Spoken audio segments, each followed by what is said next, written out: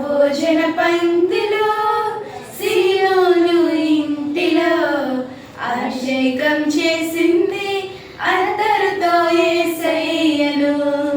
ఆ భోజన పంక్తిలో సీమోను ఇంటిలో అభిషేకం చేసింది అత్తరుతో యేసయ్యను. కన్నీళ్లతో పాదాలు కడిగింది, తన కురులతో పాదాలు తుడిచింది. కన్నీళ్లతో పాదాలు కడిగింది, తన కురులతో పాదాలు తుడిచింది. సువాసన సువాసన ఇల్లంత సువాసన, ఆరాధన దైవారాధన ఆత్మీయారాపణ.